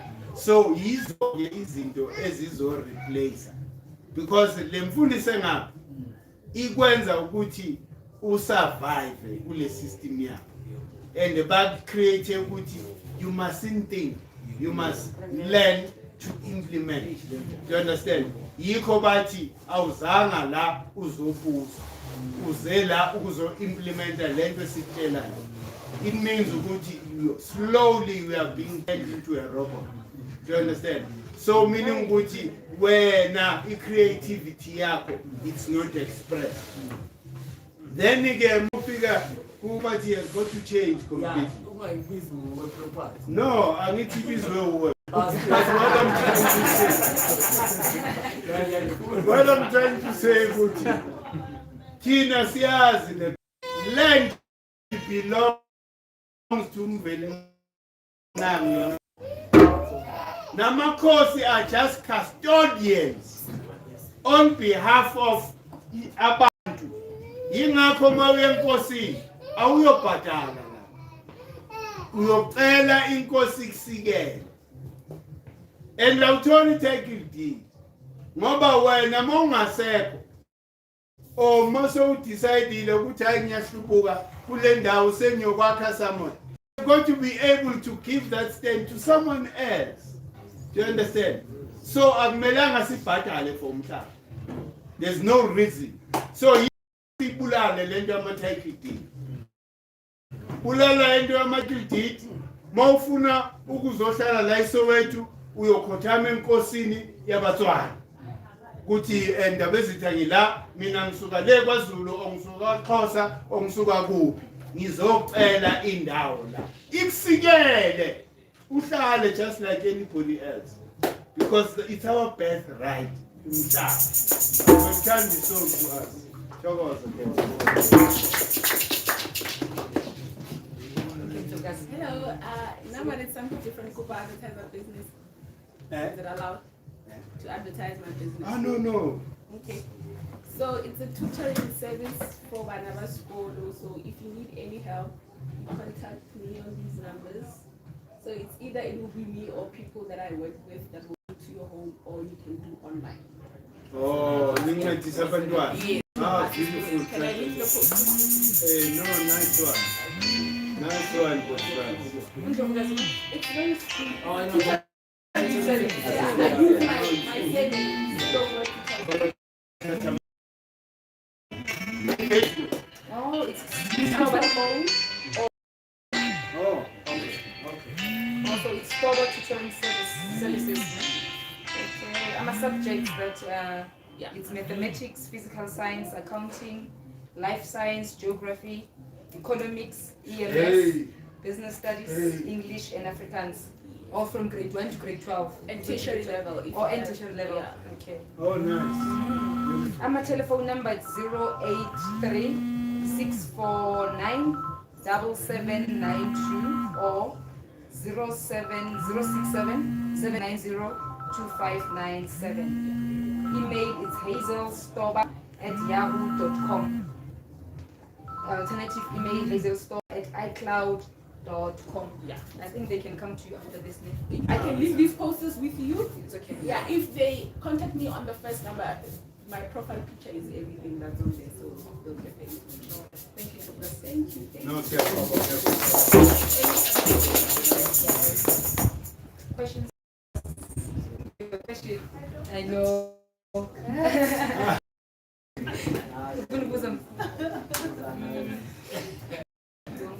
Okay, no, tisivale nje ngibonge. Ngibonge okokuqala abo khokho lapha ekitchen.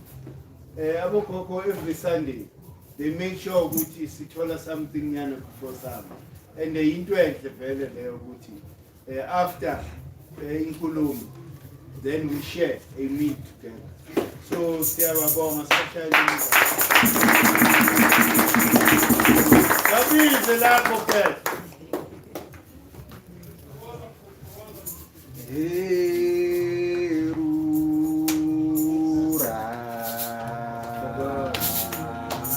Bavele nje. Hayi.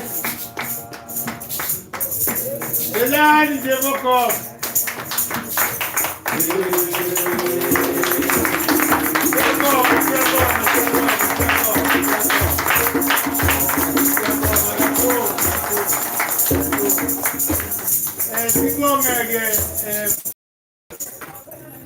Sibonge nje nabo abantu abasincedayo yazi lapha ku Kemet abantu abaku Kemet bayabona ukuthi manje everything iba structured.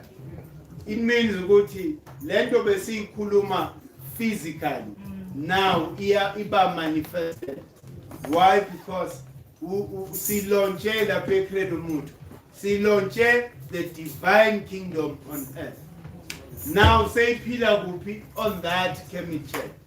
So kunendlovukazi namakhehla lapha amakhosi namakhosana aba dedicated to build this divine house, divine empire. So lawo makhehla ngiyawabonga ngeke ngimention amagama because wonke umuntu active ku Kemet active ngoba is inspired by achieving this black unity that we talk about. Siyabonga, siyabonga.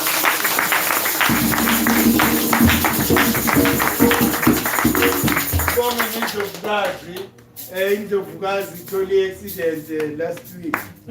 Hey, yes. Sibonga nje impilo yakho wena khona. You know, because the worst could have happened. Sibonge noNdlovukazi wendi akekho kwamanje, you know, ke la ikhona uHeru naye. Siyambonga because nayo lokho ayibambile ngaso sonke isikhathi. Sibonga beyigubhu. Sibonga beyigubhu kakhulu ngoba ilo gesi osenza ukuthi nathi silahle lapho.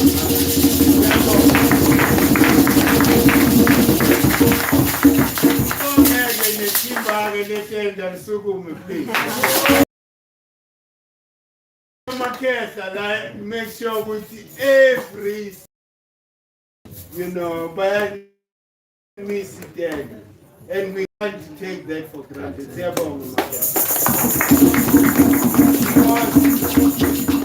It doesn't matter ukuthi bakuhlabe kangakanani.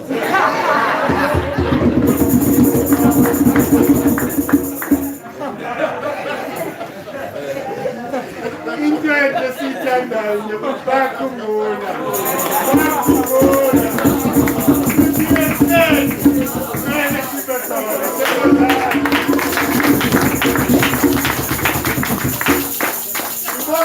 Nayo indlu yonke mfethu.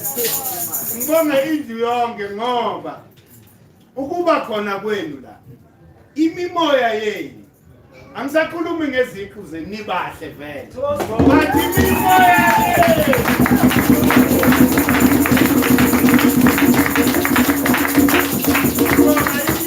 yenu because yiyo le mina bengisho kuNdlovukazi ngithi every Sunday ngiyaphila. Ngiphiliswa yini ile mimoya yenu njengoba sihlangane kanje siyaphilisana, especially makune free flow. Umoya mobambene kune unit sonke siyayifila nesigubhu siyasinceda.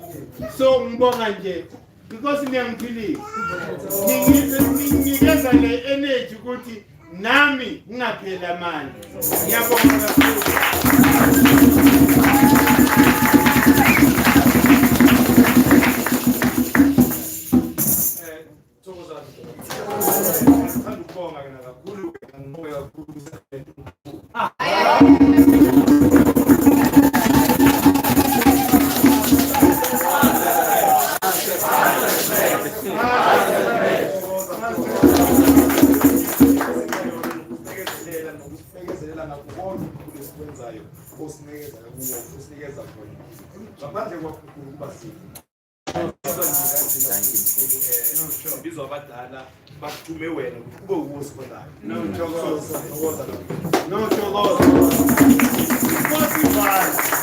I think umbongo mele ngimention lokho ukuthi la ngibonga kakhulu wena ngibonga uzesile ngoba uyasinceda.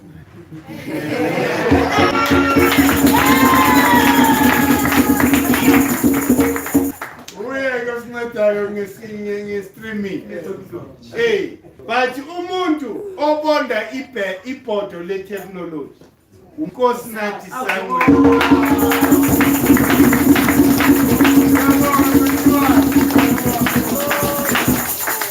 Uwe lo muntu ozowenza ukuthi sithuthuke. It means sifuse spirituality ne-technology. Understand? So that see operate in the now. You know, because once you understand the technology, into ezosenza ukuthi sifinyelele even kule science yama elements, because we need to understand lama elements. Abo hydrogen, abo nitrogen, abo carbon laba kumele senza ama experiments ukuthi kungani ukuthiwa makuhlangana le element le principle nale kuba nomlilo. You understand? We need to understand those things, but manje sinenhlanhla ngoba sinoNkosinathi. uNkosinathi uzosincedisa like sikhuluma manje in the back end. We are working on i-Kemet marketplace. Meaning ukuthi okwamanje we can't launch i-Kemet marketplace because asikahlangani. Ilinde i-unit. One person ne-unit. Sesiyazi ke sinikazana umsebenzi. Like mesimita a stadium or wherever. Ngenywe yethu. Sineplani for unyaka. Ukuthi kulonyaka mesinga-launcha these key industries ezi 4 or 5, then we would have achieved. Then the next year kanjalo. So i-marketplace will become handy. Not only i-marketplace, Inkosana is a system developer. The system developer shokuthi ayikho i-system eyaziwa umlungu namhlanje ngeke siyidevelop. Chokoza.